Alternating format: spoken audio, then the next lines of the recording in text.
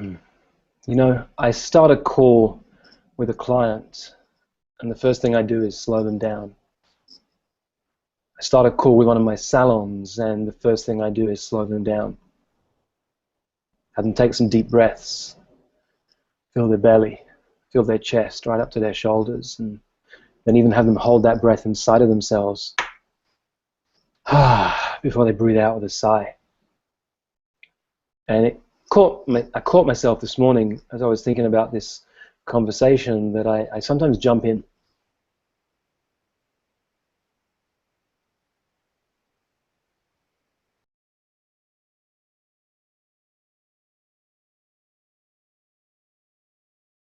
To speed up.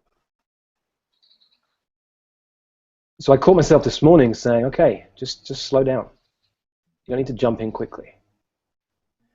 And then I remembered, as we were planning this next conversation, that it's what I often do in Ever Coach is have 1, 2, 3 people to coach, start off with a conversation at the beginning, wrap at the end. So I have 15, 20, 25 minutes to work with somebody. But that's not how I coach. I go deep, and then I go deeper still. And I realized, well, why don't I model that? Why don't I play? And so I've invited Simon on today, and I'll introduce him a bit later. And he said he's willing to play. He's willing to dive deep, and I'm going to coach him, and we'll go wherever we'll go. And I told him before, we spoke just before we came on now, and I said, don't tell me what you want to talk about. I don't want to know, because I wouldn't have any way of knowing before a client gets in the conversation with me. So we're going to dive deep. I grabbed a copy of my book this morning, The Prosperous Coach. In fact, I realized I've got no copies left. This is the original. This is the proof. It's funny for me. I'd never written a book before. It was pretty amazing to receive this for the first time. There's a section I call Fearless Coaching. And this section was really important to me. I think it's that willingness to be fearless, to not be afraid, to be willing to serve the person in front of you rather than please them. That really changes everything. And in the first section of the book, I put 18 key components of fearless coaching, and I want to run through a few of them. The first one is be bold. Yeah, be bold. I posted a quote from Daniel Coyle yesterday, who wrote The Talent Code. I posted it on Facebook. You know, he said, people want to coach. People don't want a coach who's like a courteous waiter. They want someone who scares them a little. I don't know whether you need to scare your client a little, but they do want you to be bold. They do want you to say the things that nobody else would say. Will some of them not sign up with you if you're that bold? Absolutely. But your right people, that's what they're craving.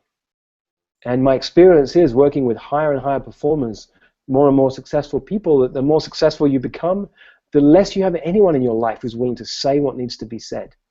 And it becomes deeply attractive to sit in a conversation with someone who's not going to hold back. And I'm always clear, look, I'm not speaking the truth. I'm speaking my truth. Take what you like, let go of what you don't. But I promise you, I will not hold back. I promise you I'll speak my truth.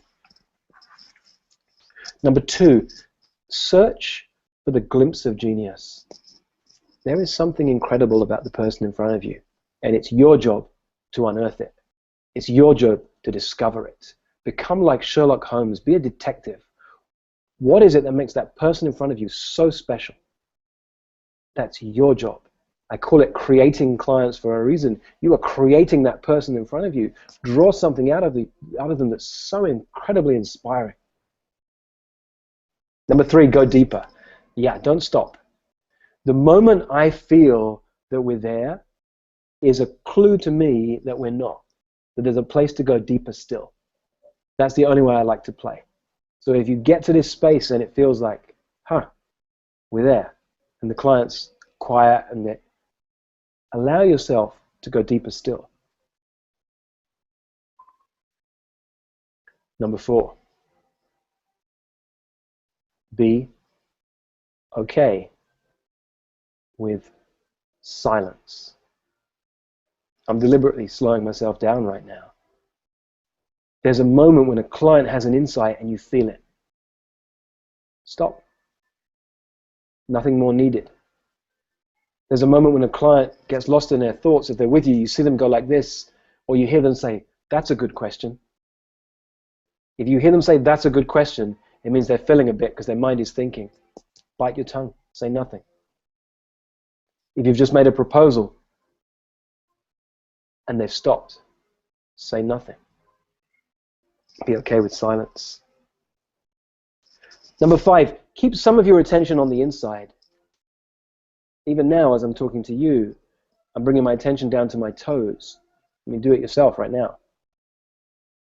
And you'll become aware of this tiny tingling sensation in your toes, or the soles of your feet, noticing that the floor is gently pushing up on them. And keep a little bit of your attention on the inside of you as you're present with them, because that's the best tool you've got. You're feeling frustrated. It's a clue about what's going on over there. If you're feeling bored, it's a clue about what's going on over there. Keep some of your attention on the inside. If your tummy is tight, your chest is expanded, they're clues. Number 6, remember that the magic is in the person in front of you. You are not the magician. You don't need to be. The magician's in front of you. To be an extraordinary coach, be just that, extraordinary. Be you. Listen deeply. Ask the questions that nobody else would say, and free the person in front of you to really open up. That's where the magic is. Your job's to draw it out. Don't get confused and think you're the magician. There's anything special about you. The special person is sitting right in front of you. Number 7, pay attention to their words. Really. Every word they say counts. Listen to their language. What are they speaking about? How are they using words? What words are they using? Notice that today when I work with Simon. What do you hear in his language as he's speaking? Number 8, lead powerfully. Especially in enrollment. It's so easy when you've seen somebody amazing, drawn out of them a bigger dream they've ever had, help them, serve them so powerfully that it's already on its way, that they get to this place they want to work with you, they want to be led. Okay, this is how it looks like if we're going to work together. How do we begin? Well, you send me a check. We don't begin till I receive the check. Lead in the process. They will thank you for it. And those who don't, they're not for you. Lead powerfully. Number 9, hide nothing. I remember I was coaching a guy around relationships. I was living in San Francisco, and Monique and I just had this terrible argument. And I phoned him up, and I said, "I'm really sorry. Something happened." I forget what I said now, but I didn't tell the truth. And we delayed our meeting for an hour. As I'm finally walking, I've calmed down a bit, I'm walking around the corner to coach this guy around relationship stuff, I realized, what the hell are you doing? Like, you're so out of integrity here. And I said to him, look, I want to call myself out. It wasn't true, whatever I said to you. The truth is, I just had a big argument with Monique. I was totally in it. I was triggered, and I didn't want to tell you that. And I felt a bit freer in that moment because I'd spoken my truth.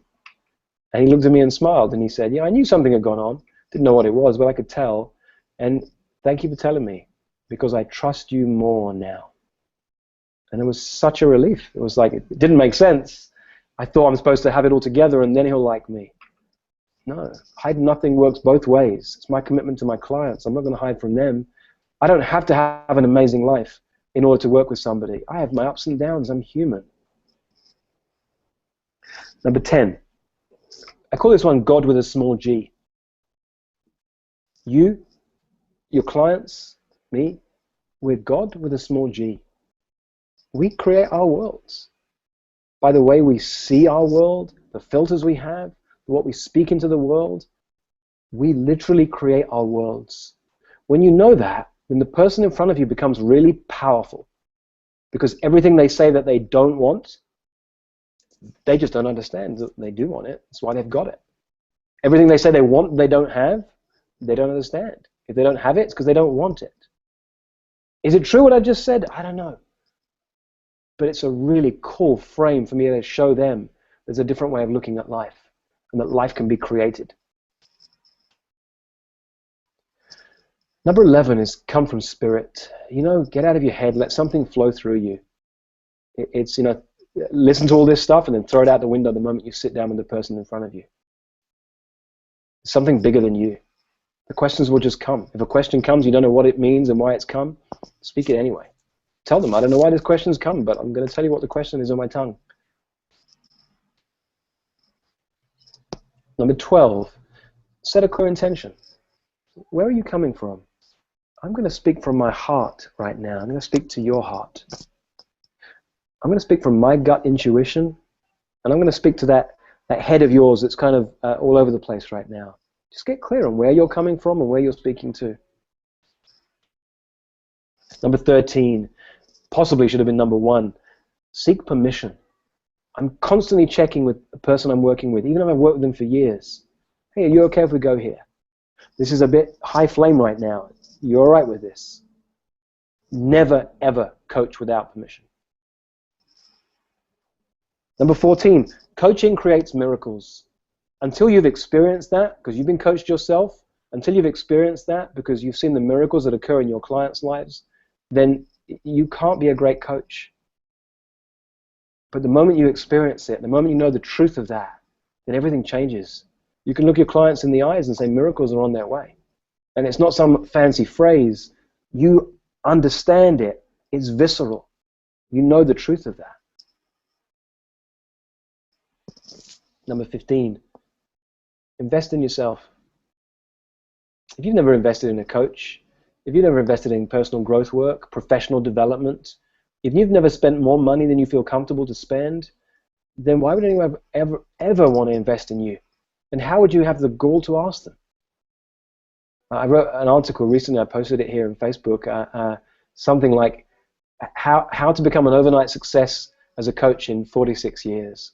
And if you read that, you'll see how I've constantly invested in my professional development. Even back in the days when I used to be a teacher. Invest in yourself. Number 16, be you. That one should have been number 1. Be you. Don't try and be me. Don't try and be other great coaches out there. Be you. By all means, take techniques you like and try them out and experiment, but eventually make them your own. Be you, because your people will be drawn to you. Don't try and imitate me, because you'll be a weak imitation of me. By definition, you're not me. I struggle enough to be me. Be you. Number 17, commit. Get clear on the power of commitment. It changes everything. Commit to being a professional coach, if that's what you want to be. Commit to serving your clients powerfully. Commit to investing in yourself. Commit. Help your clients to do the same. Number 18, be willing to fail and fail and fail and fail. Failure is not the goal, but it is the path. It really is. It dawned on me the other day that the Creative Women's Salon, a program that no one's ever heard of because I ran it for 1 year and no one ever signed up for it. Not a single person signed up. I canceled it. I spoke to my wife about it. We talked about it, and she's convinced that she came up with a title. It became the Confident Woman's Salon. It's run for 6 years. I've taken these incredible groups of women through it. It morphed into the Prosperous Coach Salon. That morphed into the Leadership Masterclass that I'm running right now. I've made $1 million from that program. From a program that didn't fill, that I didn't get a single person on. And then I got creative myself and played around. Be willing to fail. Again and again and again. That's what I doubt all the elements of fearless coaching. So let's play. Let's dive in. Simon, bring yourself on, and we'll dive into some fearless coaching. We'll really play and see where we go. Hi, Simon. Hi, Rich. Any insights come up for you as you are a coach, as you're listening to all of that? You said, well, they all resonated because I read the book, and I guess that's why I'm sitting here. But the one was about committing, and I had a big insight when I read that I had never actually made the commitment to being a professional coach. I've been a coach for many years. I've coached a lot of people, but committing to being a professional coach it really resonated. This is my profession. Mm. It's not something I'm good at and do. It's my profession. Mm. And I think that's, one of the reasons I'm sitting in front of you right now. So let's dive in. Sure. Let's dive in. What would make this a game changer for you? Like, so we do speak in 3 years' time. You pick up the phone, you call me, and you say, I knew you were going to ask that question. I've worked with you long enough. I know you long enough to know that's what you asked. But this time you weren't messing around. You said what would make it a game changer. 3 years have gone past, and you weren't kidding. Everything shifted. It may have happened in days. It may have been weeks or months. But everything shifted on that one conversation. I had one insight, and everything shifted. Talk me back from 3 years' time. You're calling me right now. What occurred? Well, I'm now the head of an incredible coaching practice. It turns over £1 million a year. I work with some incredible clients, and we're working on the kinds of projects which really make me come alive. I can't wait to speak to my clients because of the incredible things that they're doing. I'm just completely inspired by them. I can't wait to get on the call and to see what they've done since the last time we spoke, and to see what magic we can create in our coaching conversations. That would be my dream. That would just be fantastic. And I'm curious, why is that so far out there?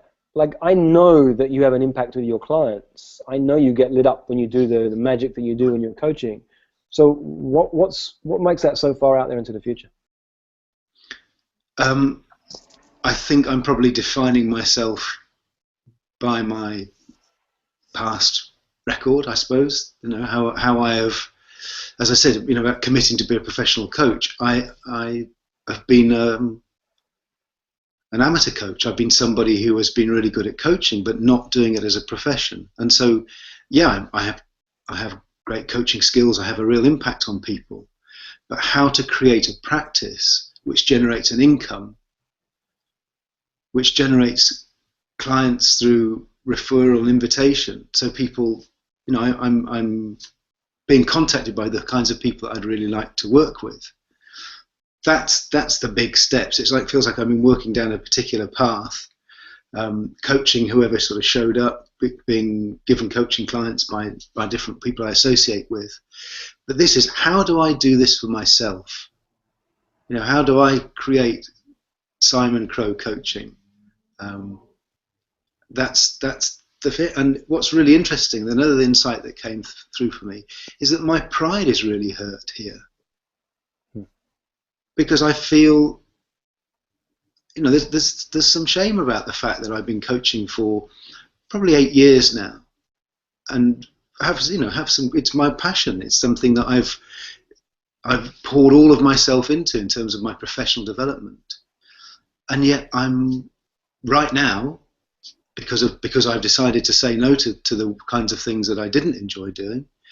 I'm struggling to make a living. Yeah.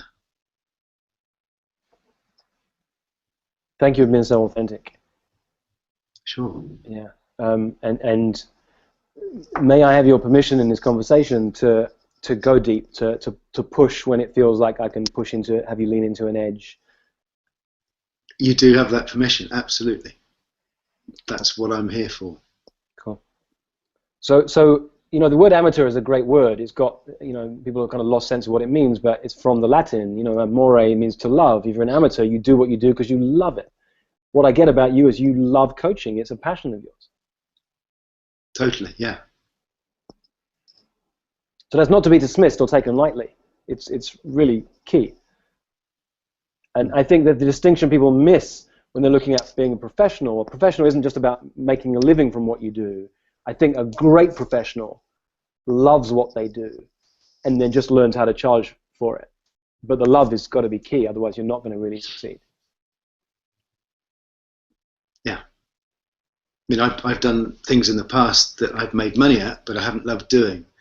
So now I'm in love with my profession. It's now about how I create a business around that. Yeah. Tell me about those dream clients. Hmm. It's funny. Somebody asked me the other day, who would be my ideal client, and I thought for a while, and I said Richard Branson, and they said, well, why would he be your ideal client? And I think the kinds of people that I love to coach are those kinds of people who are endlessly creative, those kinds of people who have dreams and then they step into those dreams, the kinds of people who aren't afraid to fail. You know, they see failure as something which they just live on, I suppose. You know, trying different things, seeing what works, and it seems to me that they've stepped beyond or creating their life from a place of fear. It's creating their life from a place of fun and that really lovely creative space of let's see what happens, let's be curious, let's play, you know. And they're the kinds of people that I'd love to be working more with. What would you say if I said to you, well, why would Branson need a coach? He's a billionaire. Yeah, that would be a great thing to ask, wouldn't it? That would be a really exciting conversation. Yeah, just to sit down and have a conversation with them and say, you know, what are the things that you struggle with? What are some of the things that keep you awake? Because he's human. I know he's a billionaire, but he's human. There'll be things that he's never thought of before. There'll be things that he's never considered before. And I'd really just love to have that conversation. You know, the thing to me about coaching isn't going along necessarily with an intention to change or to fix or to. It's to go along to serve someone wherever they are. It's to have that conversation, to see what comes out of it. It's not necessarily my responsibility to you know, you said, why would he need a coach? He doesn't need a coach, and that would be kind of exciting.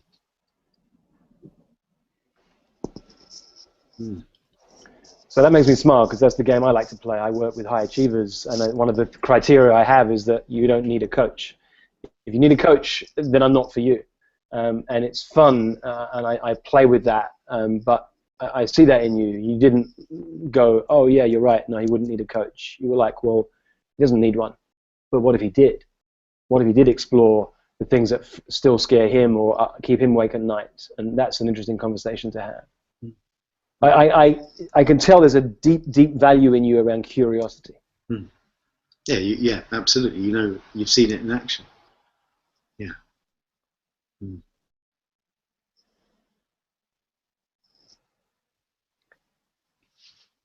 You light up when you get curious. You light up when you tell me about, you know, I reflect it back to you. The kind of clients you want to work with are endlessly creative. They have dreams, but they step into those dreams. You're not talking about dreamers here, right? People who actually dream and then make something happen with those dreams. Yeah. They're not afraid to fail. They try different things. They've stepped beyond fear. There's a value behind fear of fun. And that's a value of yours, right? They create their life from that place of fun, but they create their life. They understand that life is created, it doesn't happen to them. And there's an insatiable curiosity about them.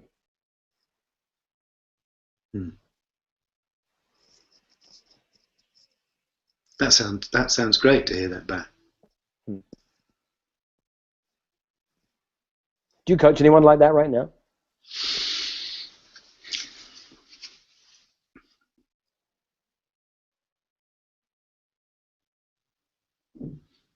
No, not that I can think of.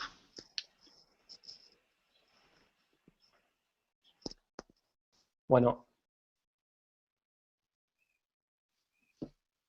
I'm smiling because that's the $1 million question. Why don't I? I can tell you why I don't think I do. And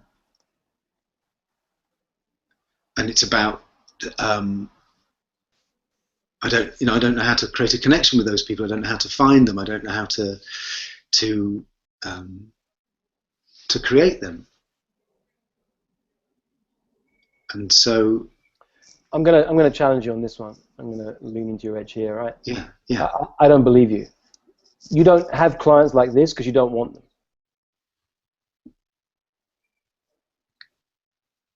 Am I right that you've done things in your life that would have scared other people? That other people have said to you, like, this is not possible, you can't do this, before you did it, and then you went away and did it?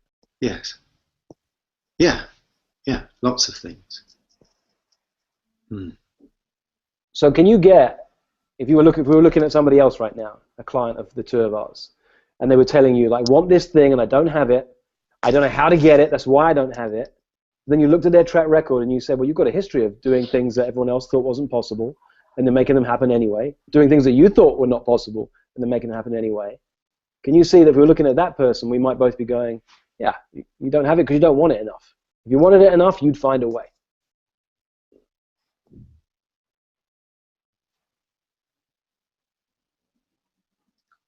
So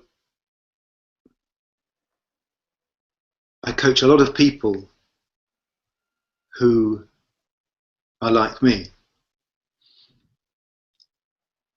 A lot of people who are fearful because they don't know how to step into their dreams. Simon? Yeah. I'm going to call bullshit on that one. You see, I'm not looking at a fearful man. I'm looking at a man who is endlessly creative, has dreams and steps into them. He has a track record of doing it, who's not afraid to fail, has done it again and again and again because it's the path. A man who has stepped beyond fear, a man who knows how to use fun as the path, a man who's insatiably curious. I see you. Yeah. I see me too, yeah. So yeah. I'm also calling bullshit on the fact that you say you don't coach anyone like this. Oh, yes, you do. You're just not willing to draw it out of them.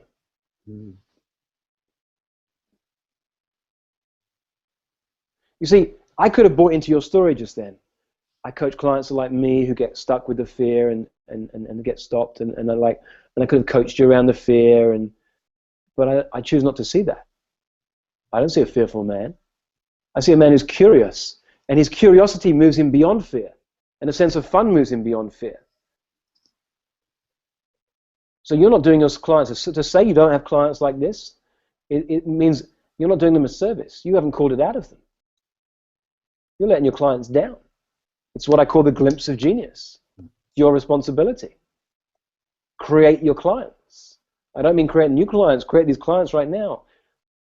Next time you want to come in a conversation with one of them, hey, I've got to tell you, I'm bored. This conversation doesn't interest me because I see you. And let me tell you who you are for me. And then speak the truth of who you really see them as. And then say, well, so why are we having this conversation at this level when this is who I see you as? I had that conversation with a client this morning. I said to her, I'm bored of talking to that person. I said, I want to talk to that little part of you that I know. I mean, she's incredible. She is incredible. She's a hypnotherapist, does lots of past life regression. She operates in worlds which are just, just amazing. And we had that conversation. And I said, that's the part of you, the part of you that's written books, that gets flown around the world because people want you to be on their expert panel. Yeah. So I saw that glimpse. And what happened? Well, it shifted the conversation. It was, she wanted to stay in her fear. In the sense, when you say I wanted to, it's like you're saying to me, I don't want this enough. Yeah, she didn't want it enough in that moment to want to shift it. But as you just said to me, I can see in her, she could do anything that she wanted. Yeah. She has the track record, the expertise.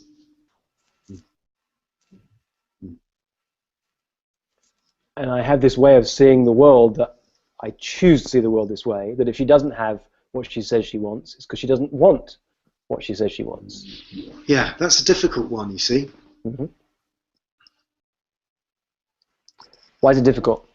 Well, because what becomes clear to me through these conversations, the reflections I've been doing recently, is that I'm really comfortable with feeling fear and feeling uncomfortable, to the point where that's more comfortable than actually doing something different. Mm-hmm. So my reflection back to you when you say I don't want it enough is that perhaps I want fear more. I like to be stuck. I like to be in that drama of stuckness. Yep. No perhaps about it, Simon. Okay, I'll own it. That feels comfortable to me. It's great to have that awareness. It's only come up in the last few days. That this feeling that I have of being stuck is very familiar, and there's a lot of security around feeling crap. Mm-hmm. Better the devil we know. So I'll take your challenge. Yeah, perhaps there's a part of me that. Let's slow it down for a second. Let's slow it down. Yeah. There's no challenge yet. Okay. Take me back in time. Like, when was the first time in your life, as a young child, where you remember that sensation of feeling stuck, feeling comfortable in the fear and not taking action, being okay with being where you are? I was probably 4 or 5 years old. I think as a 4 or 5-year-old, I felt pretty powerless. Yeah. As you're speaking now, I'm getting a sensation in my chest, which reminds me of sensations I had as a child. That feeling of stuckness, of being powerless. Yeah. Excuse me. So I'm a dad. I can't help but get a little bit emotional now because I think about my kids. I think about Kaleo's 3, but when he's 4 or 5, that he has this feeling of being powerless. Like, I can't imagine what it must be like for a little kid, just almost terrified because everything's more powerful than you when you're 4 or 5, right? Yeah. Mm. How did it keep you safe back then, being willing to be powerless and not do anything, staying with the fear and not taking any action?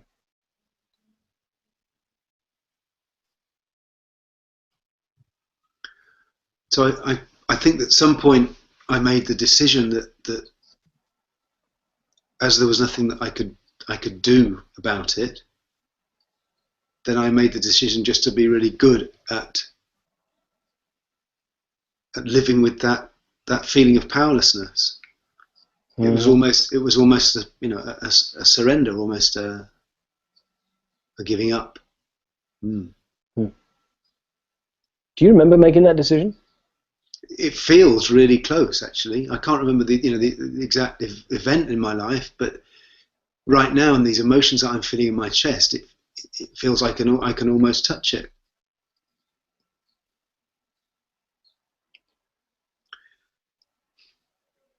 I'm getting quite emotional now. Yeah. For me, it's okay. Like, you might cry, I might cry. Crying is just a release of emotion, and there's some stuck emotion, trapped emotion right now. Look, you made this decision. How you did that at 4 or 5, but you did it to protect yourself, to keep yourself safe, because it was so unsafe going beyond where you were in that space that it was safer to be here, to stay in this place of stuckness. And we know that was a great decision because you got to where you are now. You're a dad, you're a husband, you've done incredible things in your life. So now I am getting emotional.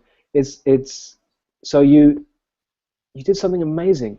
You didn't just protect yourself, you helped yourself live an incredible life. Do you get how astute that 4 or 5-year-old was? Yeah.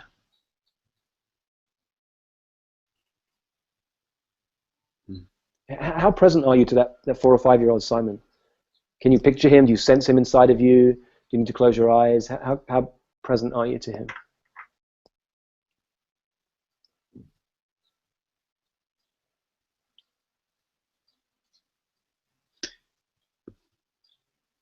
As we've been talking, And the moment when I said I'm feeling quite emotional, because I said the words of I felt pretty powerless, and I just felt the sadness of that in that moment, and in that moment I felt a release. So you're saying, how present do I feel with that 4 or 5-year-old? Right now, I feel less present than I did, 3 or 4 minutes ago. I've got a picture of me of a 4 or 5-year-old. It's come back, okay. Well, close your eyes for a moment. Close your eyes. And picture 4 or 5-year-old Simon. And just bring him present for a moment. And either step into the picture or allow him to be present with you. And then just connect with him. I don't know whether you want to get close to him. You might kneel down to be close to him. You might just stay where you are. But say hi. Like, let him know who you are. He might not feel safe. He might not know who you are. So just let him know. Does he acknowledge you? Yeah. Yeah, he's quite happy to see me. Yeah, I smiled because I thought, oh, he might be curious. Like, who's this? He wants to. They get this wonderful image. He wants to show me something. It's like we're running off together. Yeah. Yeah. He had such a joy and just a love of life and play. Yeah. Yeah. And he was really astute. He did what he needed to do to protect himself. Yeah. Because the world out there is not safe when you're 4 or 5. And if you feel powerless, then everything has more power than you. Then he actually did something very powerful. He did what it took as a 4-year-old or a 5-year-old to become the most powerful person. He did it the best way he could. He was 4 or 5.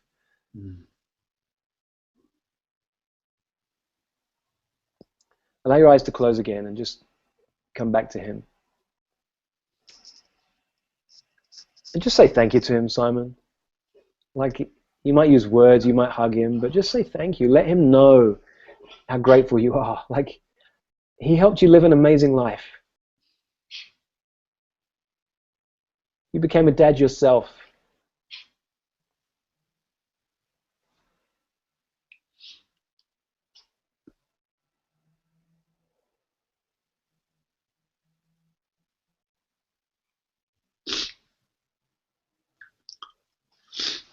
Some tissues in there.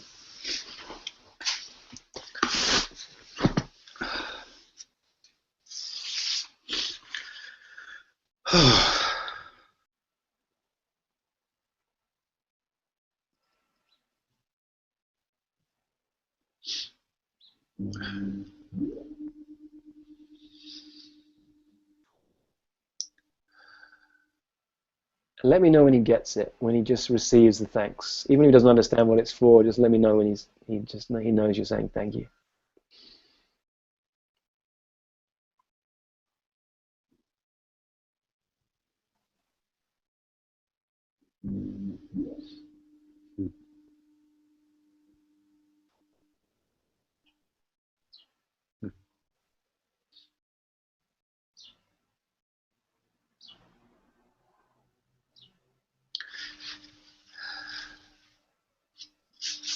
It's hard for him to receive.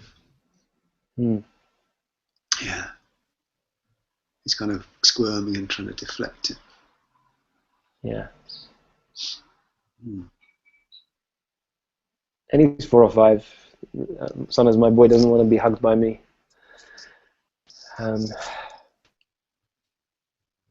Well, say to him thank you again, and just say, and this is the hard piece because he's 4 or 5, he may not understand all the words, it may be more of a feeling than the words, but it's letting him know that he's kept you safe until now, doing the best he could, and yet, for the extraordinary life you want to create moving forward, Simon, you don't need that level of protection.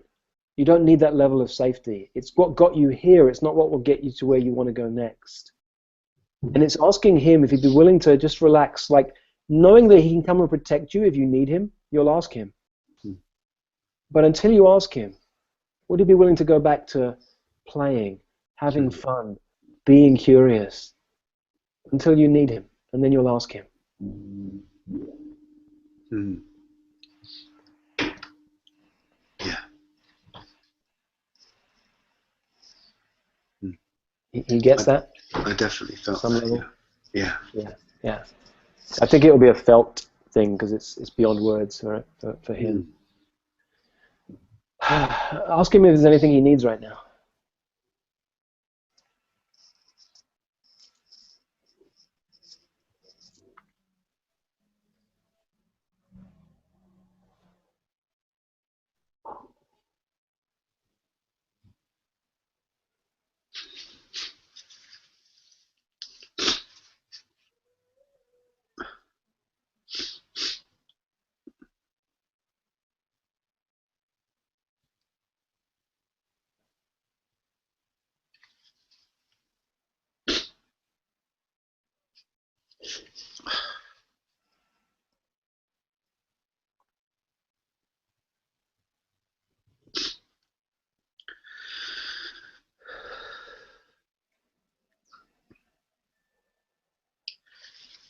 He just wants to be loved for who he is. Yeah, he wants to go and play in the woods. Yeah. And know that it's okay.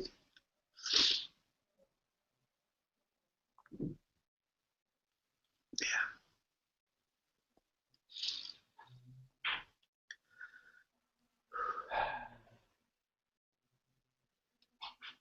And can you let him know that it's okay because you survived the woods?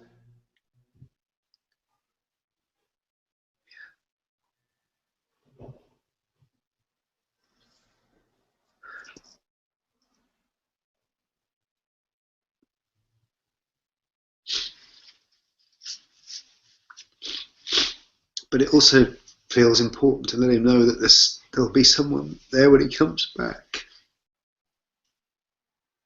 Let him know. Yeah.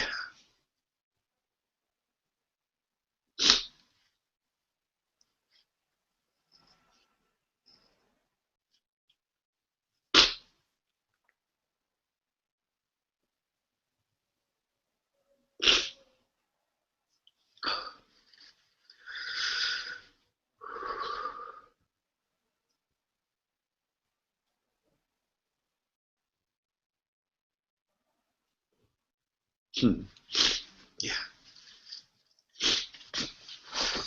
Excuse me a second.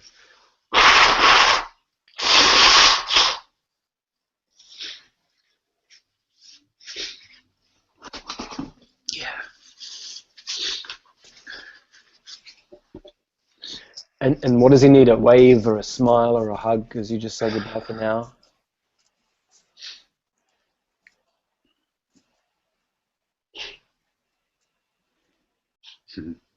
Yeah.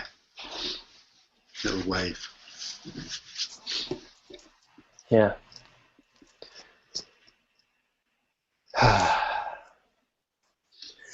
And as you come back to this moment,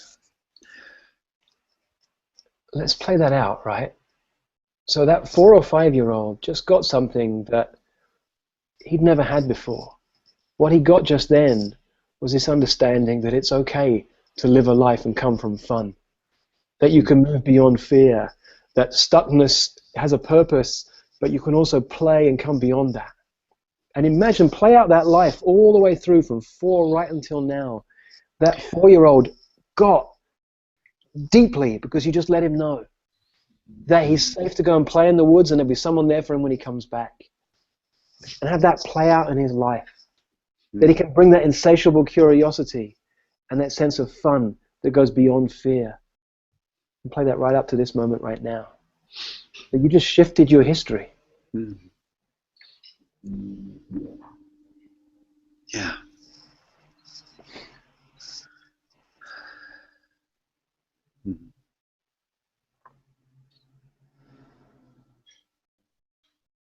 See, time doesn't even really exist. All we have is this moment. That's right. And you just shifted your entire history in this moment.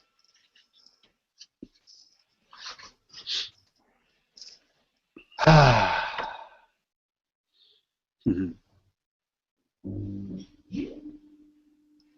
What are you present to, Simon?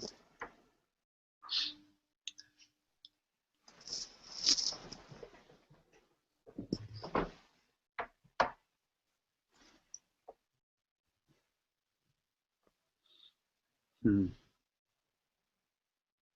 So I'm present to two things. One of them is that this pressure that I feel on my chest quite a lot has subsided, and when I think of that 4 or 5-year-old boy, I can picture him playing happily in the woods, and that feels really. He's he's he's running around and playing, and he's not worried, and that feels really nice for him. You know, my tears at the moment, I feel like the tears of a dad. You know, when you see your child, and those moments where it makes you sad because you can't give them what it is that they need. You know, they have to find that for themselves. Or those moments of pride but just to see him playing makes me feel good as an adult. It makes me feel emotional. Yeah. He he I can't say it, but he had so much to offer. People couldn't see.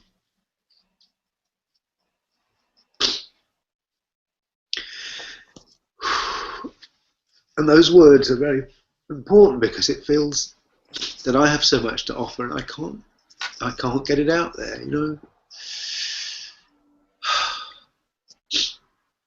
So that's what I'm present to right now.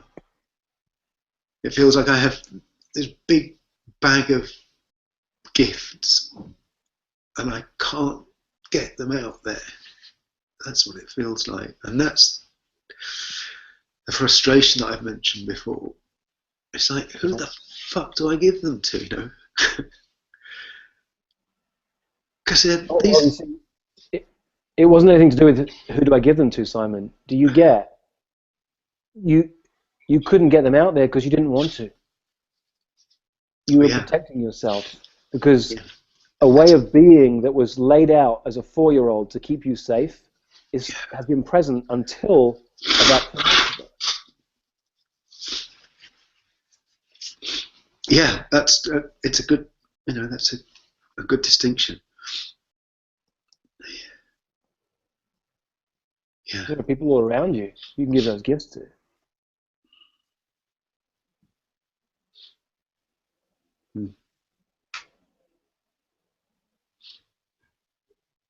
You didn't want to, for a reason. Yeah, for a reason. And that reason just shifted. Like really, your foundations just shifted 2 minutes ago.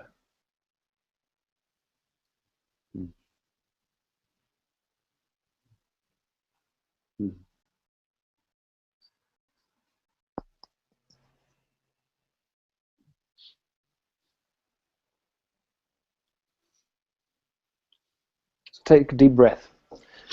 Fill your belly, fill your chest, right up to your shoulders.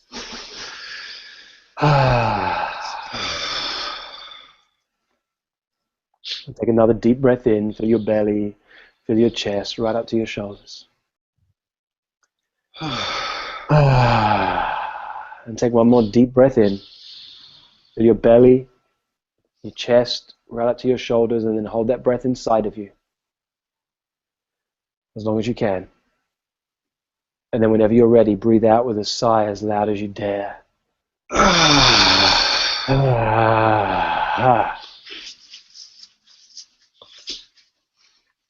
And just shake your body. Just loosen yourself up, shake your body. Yeah. Move your legs a bit as well. Stamp your feet on the ground. Just There's a tightness in me that I'm just loosening up right now.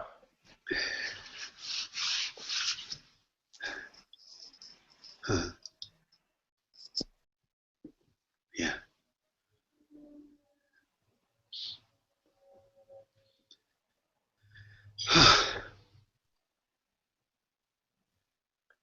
Hi. Hi, Rich.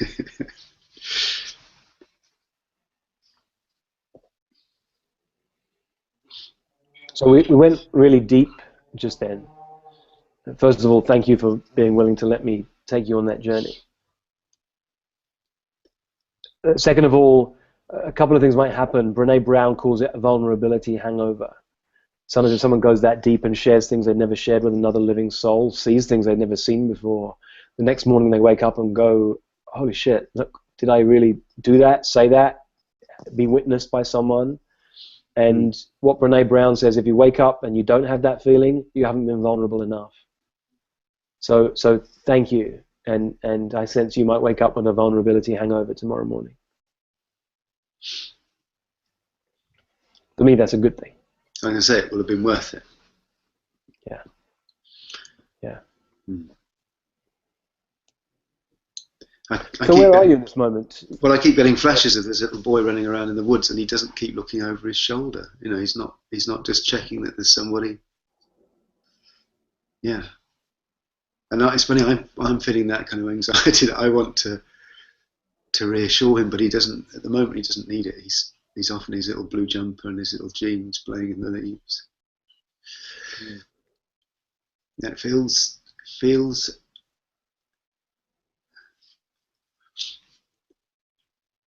like something has been freed, because yeah, of course I used to play as a child on my own, you know. But if this is like a metaphor for something, you know, something has freed in him, in me now, but he's playing without that fear. And it's not something that's been freed. You've been freed. That tightness in your chest was that way of constraining yourself to keep you safe. Yes. We know it worked, right? It worked because you've had an amazing life. You've done amazing things. You've had your ups and downs. That's being human, but you're here right now. And so that's kept you safe. And it was constraining you from what's coming next, from the extraordinary life you'd love to create next. Couldn't happen doing things the way you've always done them. You've just been freed.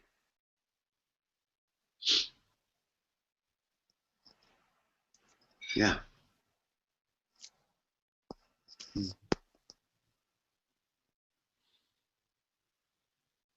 So this word keeps coming up for me about playing. That's what. Yeah. Feels cool. that yeah, about play, because you know, when we play, we take risks, we do things, crazy things sometimes. Would you be willing to say that with the word I, and then tell me what you're about to say? Okay, so when I really play, I'm not thinking about the consequence. I'm thinking about the fun, the experience, the connection. I'm thinking about the creativity, the joy of it.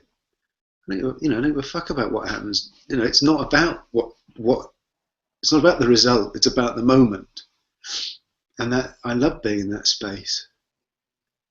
Yeah, I love being in that space. It's fun. I come alive. That little boy, you know, you've seen him playing. You've seen him at times. So it's just a wonderful, yeah.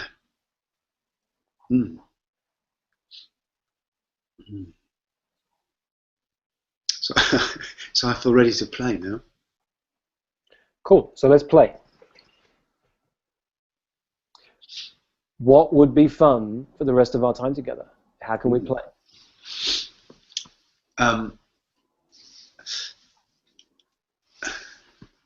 So I've got a picture in my mind of you and I bouncing on a big double bed full of dollar bills. I don't know, but that would be playing, wouldn't it? That would be fun. I would. Which is it's that kind of movie, that scene from a movie when they, you know. Monique used to do that. My wife's a jazz singer, for those of you who don't know, and she was performing in India for a while. So she'd come up in the evenings, having done her gig, with this ball of notes for her tips, and we'd throw them on the bed and roll on the money. And we did it because she'd be paid in rupees, so you could add up this whole ball of rupees, and it would come to like 17 cents. And it was just for the fun of doing that. Yeah. And then something got interesting because I remember the first big check I got. I don't know what it was now, 20, 50,000. I have no idea which number it was. And I brought the check in to show her, and she said, "Oh, let's put it on the bed and let's roll on it, because then we can, have fun, just like we used to." And I was about to, and I caught myself, and I said, "Hang on, let's not," because this game of high-performing clients, I don't get a client every week. If we do this, it'll be rare. What I want to do is celebrate the proposals. So for a while, we haven't done it for a while, I should bring it back. I make a proposal, and we go and jump on the bed, because proposals are in my control. Spending time with extraordinary people is in my control. Them paying me, that happens when it happens. But me serving, me making proposals, me taking risks, those are the things that I want to celebrate and play around. So when we were talking about Richard Branson earlier, I wouldn't be having the conversation to make Richard Branson a client. I'd be there having a conversation, serving him, and see what happens. See what happens. It might bomb, but it would be fun, wouldn't it? It would be an experience, the kind of experience that would scare me shitless, but I would just love to have. It would just be it would be fun. That's what I mean, and that's the So I kind of get check in with your language, because you said the kind of conversation that would scare me shitless, but you didn't look scared in that moment. You were smiling as you said it. Are you sure that's not old language? I don't think you'd be scared shitless. You might have no idea, what am I going to say? I coached a presidential candidate last year. This woman has 3 master's degrees. As we get on the course, start talking, she's telling me about her world. She has 3 master's degrees, a PhD. She created her own business that became a multi-million-dollar business.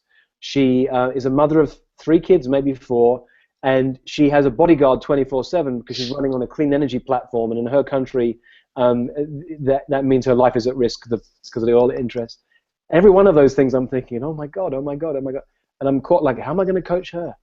And I have to keep saying to myself, let it go, let it go, let it go. And I just showed up with her, and I had fun, and I pushed her, and I stretched her, and had her see things that she'd never seen before. So it was scary when I got in my head, until I got out of my head and just played and had fun. I didn't see you scared shitless at the thought of coaching Branson, whoever it is. I guess I'm imagining walking down the path to meet him. Yeah, and I'm talking about the kinds of doubts, those kinds of fears. It wouldn't be enough to stop me. That's what my mind likes to play around with. But it would be about showing up and being present. Oh, good catch. So you want to be a professional coach, leave this world of being an amateur. Yes. And I mean a true professional, where you bring the love of being an amateur, the love of what you do, the love of your clients, and you put that into creating a business where you're willing to do what it takes to create a business. That's what I call a true professional. That's the perfect definition, yeah, for me. So what would you love to create, and how can I help you with that? I just caught myself going into kind of a prepared script. What I would love to create.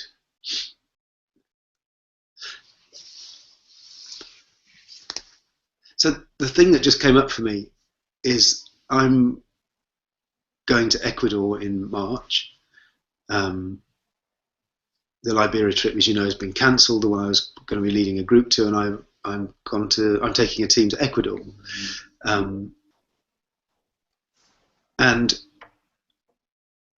I have this picture in my mind of going there with 3 incredible people, and I'm just having an incredibly enriching experience.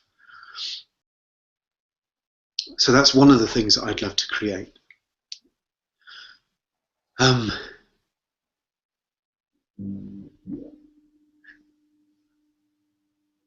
I'd love to create. Let me check in with you, Simon. I'm going to check in on something on that. Does that move you towards becoming a professional coach? Or is that just developing your leadership skills, your love of coaching, your love of adventure? I want to just distinguish this for a moment.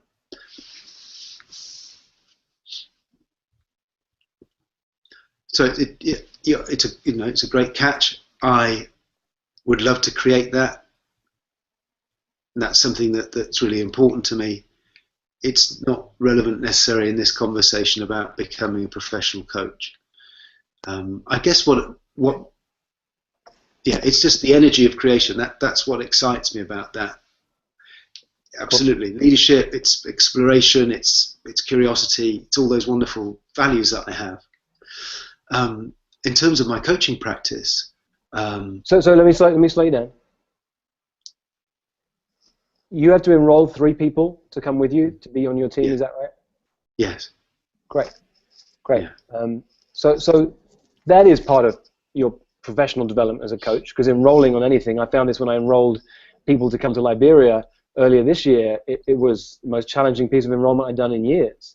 It wasn't enrolling a client, which I'd got really good at. It was taking me right back to the beginning of like, oh my God, I had to enroll in this one. I remember I spoke to one of the other people who was leading and taking the group of people out to Liberia with us. And there were 4 of us who were leaders, and we had this first conversation. And she said, how, what are you doing to enroll people?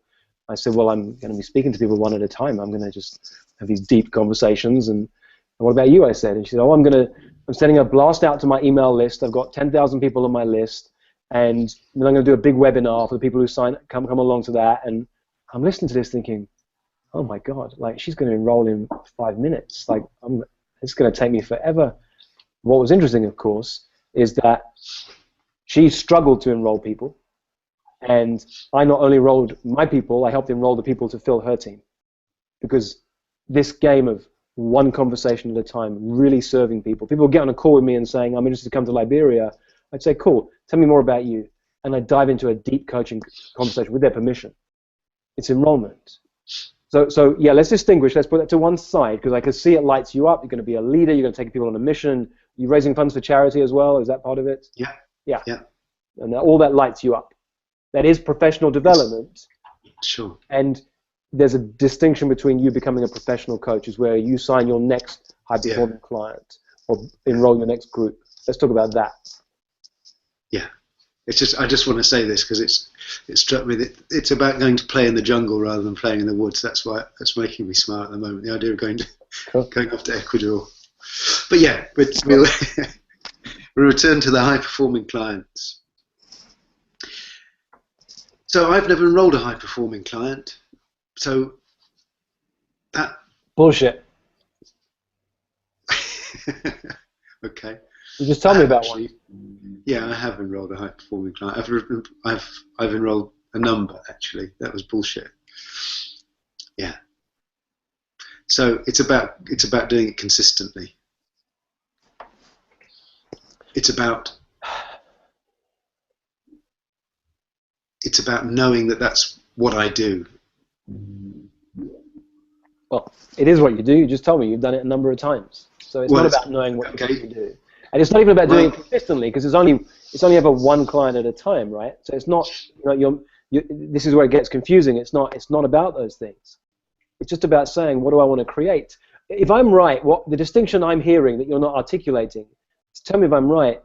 You've enrolled high-performing clients, but they're not high-paying clients, and that's why you don't even think of them as high-performing clients. Let me think. Yeah, okay. I mean, some of them have paid what I would consider then to be a good fee. But there's a thing in my head which is about working with somebody who pays the value of, if you like, the magic that we create together. That's what I'm talking about. Yeah, okay, high performing. It's great because they have that degree of autonomy that we've talked about, and that they play in that space of creativity. But someone who's like, this is what it costs. great, let's get started, rather than the conversation being about, I don't think I can afford that this month. It's that kind of. Simon? I'm sorry? How much does it cost? What's the number? Currently, What's the number that you'd like to say that someone's going to go, oh yeah, of course, that's a no-brainer. Let's get started. How do I pay you? I'd like to say, this is a great question, isn't it? Because right now I can pluck any number, and I can either pluck a number which is based on kind of what's possible, or I can pluck a number which is based on let's just be crazy. So it's a great question, and one that I don't just want to blurt an answer to because you've asked it to me. So pause, stop talking, slow down, check in. I mean, the truth is you're going to make a number up, right? It's just made up.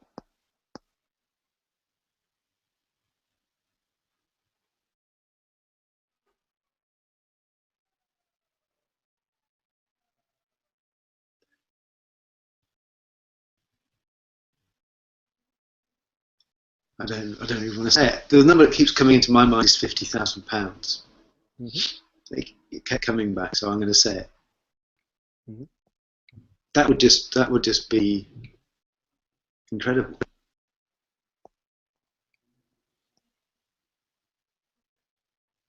What value would you have to give for someone to go, oh, that's worth £50,000?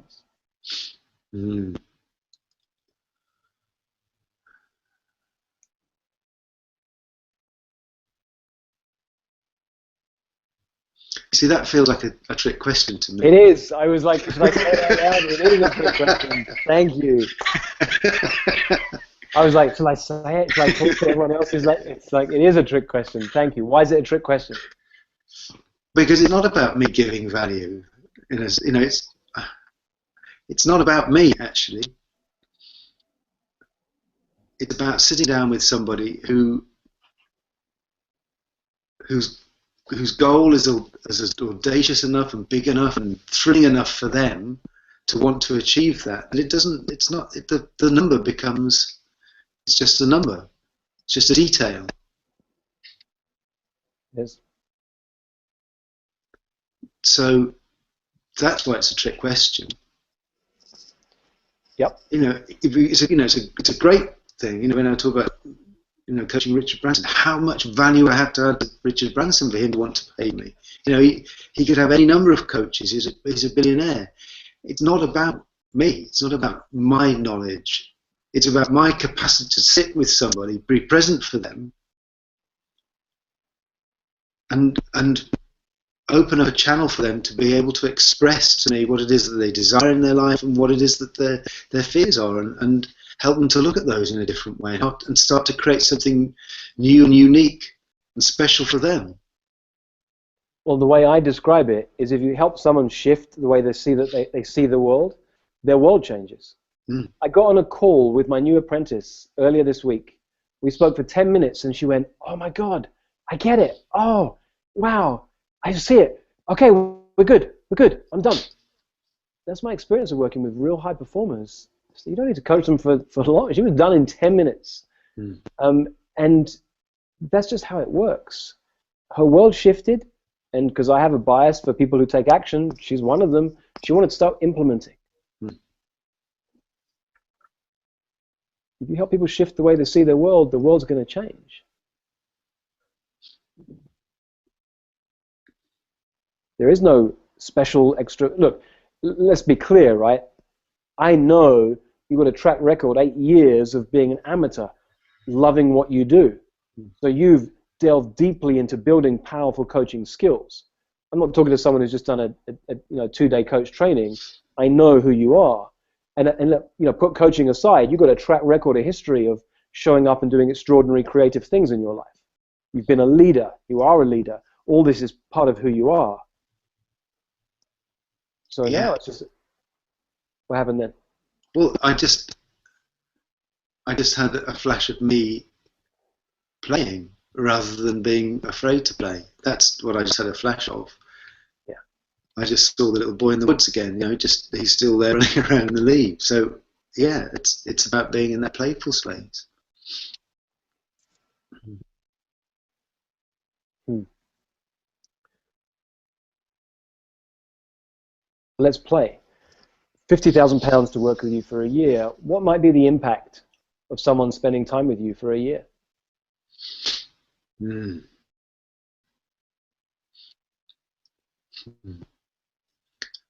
Yeah, it could be. Well, it's life changing. I mean, it potentially their life could change beyond anything that they can conceive of right now. So That's what it would be if like. you took a client, Simon, who was endlessly creative, Mm. someone who has dreams, steps into their dreams, you help them dream bigger than before and step deeper into those dreams than ever before, someone who's not afraid to fail and you help them to fail and try different things, someone who understands that there's fear, but you can step beyond fear, and beyond that is even fun, and you can create your life in this place of fun. Someone who's innately curious, but you draw even more curiosity out of them, and you help them to play. What impact do you think that might have on their business if they're a leader of an organization? I don't know, it just would skyrocket. Mm. What impact might that have on their connections, their communication with the people around them, their teams? It, I mean, it feels that you're asking the question, and I'm just stating the obvious, but I can just see it. It feels to me like it, the connection between the people who are led by somebody in that space. It's inspiring. It's infectious. It's freeing. It's creative. Have you been that leader in an organization when you come from this space and you see the inspiration that's created by the people around you? At times, yeah, at times. What impact do you think it might have on their relationships, not just with their employees and their co-workers and their board of directors, but their family, their wife, their kids, their husband? What impact do you think it might have on their relationship if they came from this place? It would make those relationships much more real, much more authentic, stronger, because they would be coming from a much deeper and more centered space. Yeah. And some relationships would fall away because they do, because the people around you can't stretch, but those ones that stay become the kinds of relationships which are authentic, deep heart connections. Yeah. And I've experienced that. They're the kinds of relationships I have with a small number of people, and people in the past have fallen away. Mm. Mm. Do you know someone who is endlessly creative, has dreams, steps into their dreams, is not afraid to fail, knows what it's like to step beyond fear into fun and create their life in that space?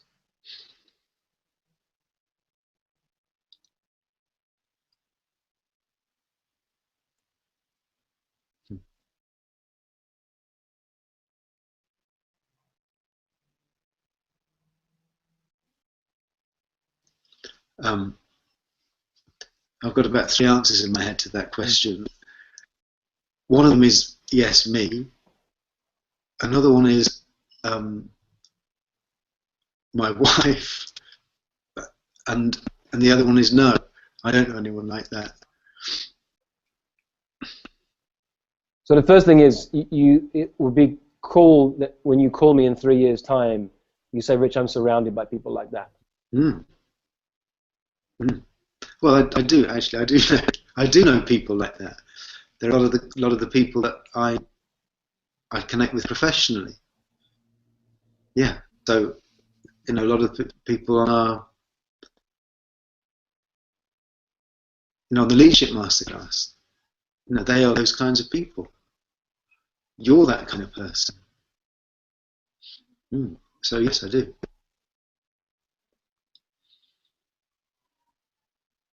So it's good. You're kind of the story that you've got is kind of fading a little bit right now. Yeah, it's about what's expanding that definition. Mm-hmm. You know, if you're looking down here and you can't see it, then you don't have it. But if you raise your gaze, there it is. You know, it's not. It was there all the time. You just couldn't see it. So that's what just happened. It's about raising my gaze to be more inclusive, to be more peripheral.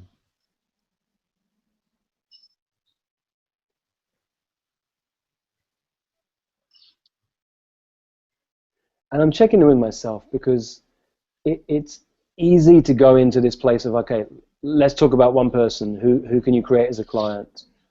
And I think I'm slowing myself down because we've had a life-changing conversation so far. Like, you shifted the foundations of how you show up in life. You literally changed your history, and it had this ripple effect all the way through until now. And then we started to play, and you started to see that the world that you think is so far out there is actually a lot closer than you realize.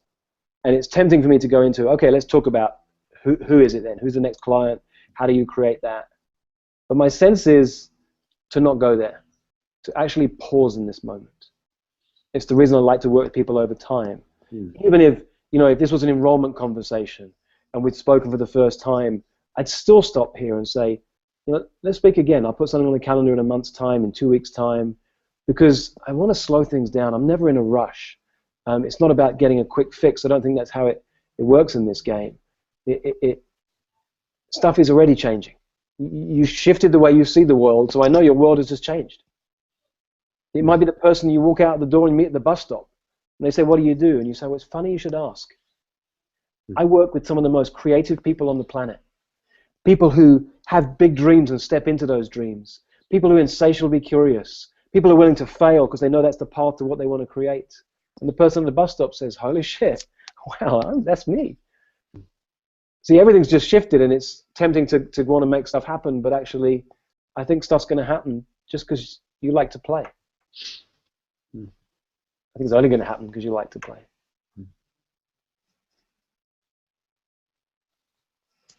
So I'm going to pause. I think that's brilliant. I'm now just wearing my coach's hat. I think that's brilliant what you've just done. Because I'm not ready to start getting specific. It would take me right back into fear and doubt. And right now I'm letting a whole new way of seeing the world embed. So look, here's the thing. This is why I believe in life-changing conversations. I can take someone to a place where their world's changed because they've changed the way they see their world. But then there is something called a habit. You have a habit of wanting to get tight and be secure. It's a habit. Now the habit will kick back in. Like, I know it's good not to eat junk food, and sometimes I bring junk food home and I eat it. So it's just noticing will be the key. Awareness will be the key. Like, oh, I feel that feeling in my chest again. Like, oh, I'd forgotten. That's the feeling I used to feel. And then picture little Simon running in the woods. I think he'll just come up in those moments. But just the awareness is what's key right now moving forward. And not judging yourself if you get back to that place of feeling that tightness in your chest and feeling stuck again. It's being human, right? He's played out that way of being for a long time. It might come back. Be gentle on yourself in the next few days. After a conversation like this, I always recommend, so I'll say to you, don't make any life-changing decisions in the next couple of days. Be gentle on yourself. Tonight, have a nice warm bath. Just take care of yourself. If you want to write about this in the next couple of days and journal because it helps, that's cool too. But really take a bit of care of yourself. There's nothing to do right now. Things are already changing. I don't work with clients on doing. I work with them on being. Your being just shifted. So everything you want that looked so far away is closer than you've ever imagined. Nothing to do right now. Just take care of yourself.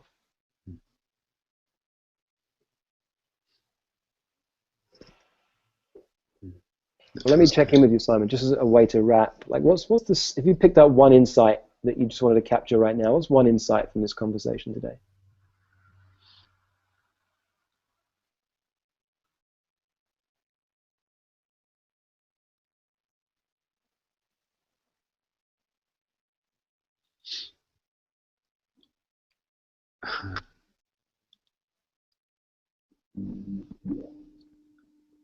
it's about,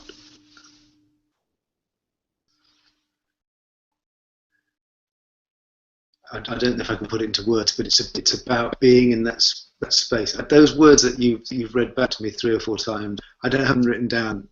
I need those. I need those. They're just fantastic. And I know how I am in that space, and I know that when I'm working in that space, I know that miracles happen. And I know that the frustration of not being able to step into that space, and it feels like that has fallen away.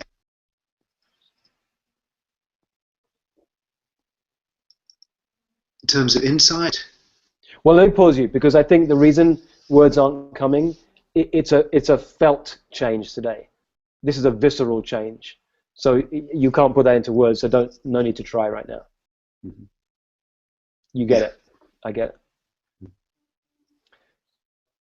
it. I know Johnny Depp never watches his own movies.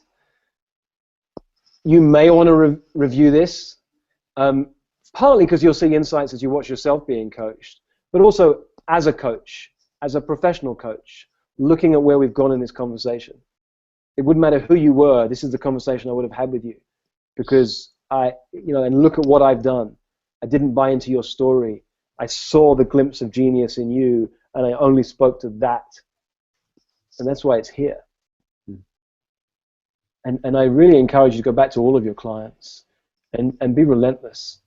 Be insatiably curious, because that's who you are, about what's that thing that makes them extraordinary, and then speak to that place and draw it out of them. Have it blossom right in front of your eyes. It's really fun. Yes, it is fun. Yeah, it's great fun. Simon, thank you for playing with me. Thank you for honoring this space. Thank you for being willing to go deep and to really speak your truth. Be authentic. Thank you, Rich. Thank you for taking me there. It's been powerful. Thank you. Perfect. And we're done. Thank you. I'm going to turn my camera off.